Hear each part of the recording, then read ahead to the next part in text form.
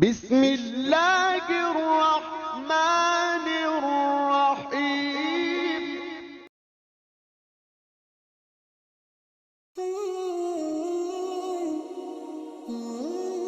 اسلام کا عظیم جرنیل، تاریخ اسلام کا ایک انوکھا واقعہ۔ اہل سمرقند اور کہنوں نے قاضی کے فیصلے کو سنا۔ ان کے کانوں اور آنکھوں نے جو سنا اور دیکھا، اس پر یقین نہیں آ رہا تھا۔ ہم کہیں خواب تو نہیں دیکھ رہے۔ قاضی نے حکومت کے خلاف فیصلہ دے دیا۔ بہت ساروں کو تو پتہ ہی نہ چلا کہ عدالت برخاست ہو چکی ہے، قاضی اور امیر روانہ بھی ہو چکے ہیں۔ ہمارا سمرقندی مسلم الیچی بڑی حیرت سے بڑے کاہن کی طرف دیکھ رہا ہے۔ اس کے چہرے کے تاثرات کو خوب غور سے دیکھا۔ ان کے رنگ بدل رہے ہیں، وہ گہری سوچ میں مبتلا ہے۔ بڑے کاہن نے اپنے دماغ پر زور دینا شروع کیا۔ اس کی آنکھیں بند ہو گئی ہیں۔ اس نے اپنی سابقہ زندگی پر غور کرنا شروع کیا اور اپنے عقیدے کے بارے میں سوچنے لگا۔ کتنا ہی عجیب و غریب اس کا عقیدہ ہے، اس کا دائرہ کتنا مختصر اور چھوٹا ہے جو صرف کاہنوں کے درمیان گھومتا ہے، اور اب اس کا ذہن دین اسلام کے حوالے سے سوچ رہا ہے۔ اس کا دائرہ کتنا وسیع اور بڑا ہے، خیر سے بھرپور، عدل و انصاف کرنے والا دین۔ یہ دین جس کی سربلندیوں کو سورج کی شعاعیں، چاند کی روشنی بھی چھوڑنے سے قاصر ہے۔ وہ آنکھیں بند کر کے کتنی ہی دیر بیٹھا رہا، سوچتا رہا۔ اس کا ذہن اور فکر مسلسل بدل رہا ہے۔ میں کب تک اندھیروں میں رہوں گا؟ روشنی تو بڑی واضح ہے۔ یقیناً اسلام عدل و انصاف کا دین ہے، اس میں چھوٹا بڑا سب برابر ہے۔ آج عدالت میں سب لوگوں نے دیکھا قاضی کے سامنے کس طرح حاکم سرنگوں ہو کر بیٹھا تھا۔ کیا کبھی ہمارا بادشاہ اس طرح عدالت کے سامنے پیش ہو سکتا ہے؟ وہ ابھی اس غور و فکر میں تھا کہ اسے گھوڑوں کے چلنے کی آوازیں سنائی دیں۔ لوگ بازاروں سے گزر رہے تھے، شور برپا تھا۔ اس نے آنکھیں کھولیں، آوازوں کی طرف کان لگائے، پھر اس نے اپنے ساتھیوں سے پوچھا کہ یہ شور کیسا ہے؟ بتایا گیا کہ قاضی کے فیصلے پر عمل درآمد شروع ہو چکا ہے اور فوجیں واپس جا رہی ہیں۔ ہاں، وہ عظیم فوج جس کے سامنے یثرب سے لے کر سمرقند تک کوئی چیز رکاوٹ نہ بن سکی، جس نے کیسر و کسرا اور خاقان کی قوتوں کو پاش کر کے رکھ دیا۔ جو طاقت بھی اس کے رستے میں آتی وہ اسے سمندر کی لہروں کی طرح بہا کر لے گئے، مگر آج وہی فوج ایک کمزور سے جسم کے مالک قاضی کے سامنے دستبردار ہو چکی ہے۔ آج صبح کی بات ہے کہ ایک شخص کے ساتھ صرف ایک غلام تھا۔ اس نے مقدمہ کی سماعت کی، چند منٹوں کی سماعت، عدالت میں دو طرفہ بیانات سنے، سپہ سالار کا اقرار اور 2-3 فریقوں پر مشتمل فیصلہ۔ مسلمانوں کے کمانڈر کو عدالت نے شہر خالی کرنے کا حکم دے دیا۔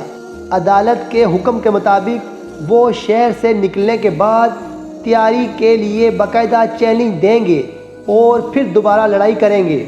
کاہن اپنے ساتھیوں کی باتیں سنتا جا رہا ہے اور پھر اس نے اپنے آپ سے سوال کیا، کیا اہل سمرقند اس سیل رواں کے سامنے ڈٹ سکیں گے؟ کیا ان کے پاس مقابلہ کی قوت ہے؟ دنیا کے تمام ممالک ان کے سامنے جھک گئے۔ کیا ہمارا باطل دین اس حق کے سامنے ٹھہر سکے گا؟ کیا وہ نور اسلام کا مقابلہ کر پائے گا؟ نہیں، ہرگز نہیں۔ رب کا فیصلہ آ چکا ہے کہ ظلم و ستم کی رات کو ختم ہونا ہے۔ دنیا پر نئی فجر طلوع ہو رہی ہے۔ اس نور کے مقابلے میں کوئی بھی نہیں ٹھہر سکتا۔ اس نے اپنے ساتھیوں کی طرف دیکھا اور کہا، تمہاری کیا رائے ہے؟ ہمیں کیا کرنا چاہیے؟ کیا ہم ان کا مقابلہ کر سکیں گے؟ ارے جواب کیوں نہیں دیتے؟ اس نے انہیں پکارا۔ سمرقندی مسلم الیچی زور سے کہنے لگا، ساتھیو، میرا فیصلہ اور مشورہ سنتے ہو؟ کان اس کی طرف لگ گئے۔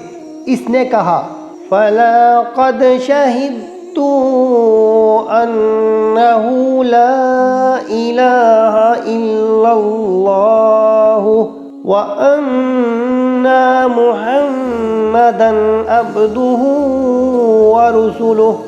میں تو اس بات کی گواہی دے چکا ہوں کہ اللہ کے سوا کوئی معبود برحق نہیں، اور محمد صلی اللہ علیہ وآلہ وسلم اس کے بندے اور رسول ہیں۔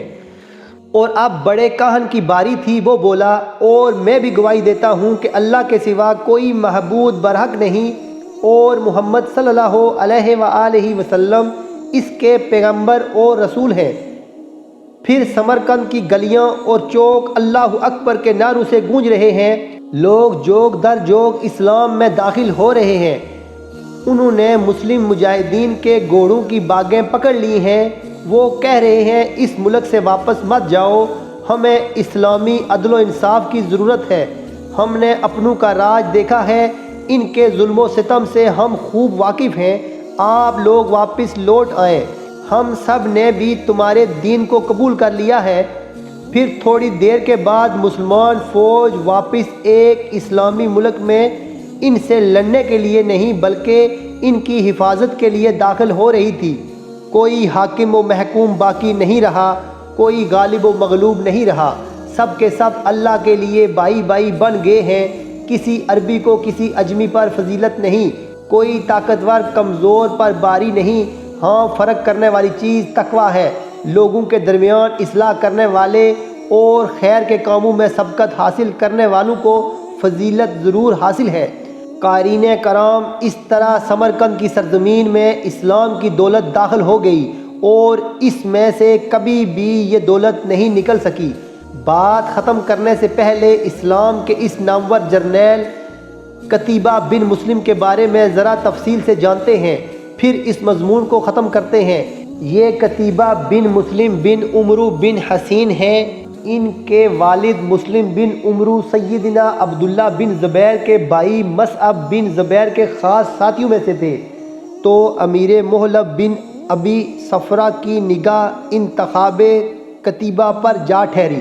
محلب کو انسانوں کے درمیان سے ہیرے تلاش کرنے کا بہت عمدہ تجربہ تھا، انہوں نے اس نوجوان کی صلاحیتوں کا اندازہ لگا لیا اور عراق کے گورنر کو لکھا کہ قتیبہ کو اپنی ٹیم میں شامل کرو۔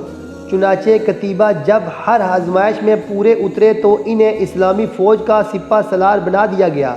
انہوں نے خوارزم، بخارا، سمرقند، بلخ اور کاشغر کو فتح کیا۔ وہ جس طرف رخ کرتے وہاں اسلام کے جھنڈے لہرا دیتے۔ جب آپ نے بخارا کے آخری شہر بیکند کا محاصرہ کیا تو آپ نے اپنے چند جاسوسوں کو شہر کے اندرونی حالات کی خبر لانے کے لیے بھیجا۔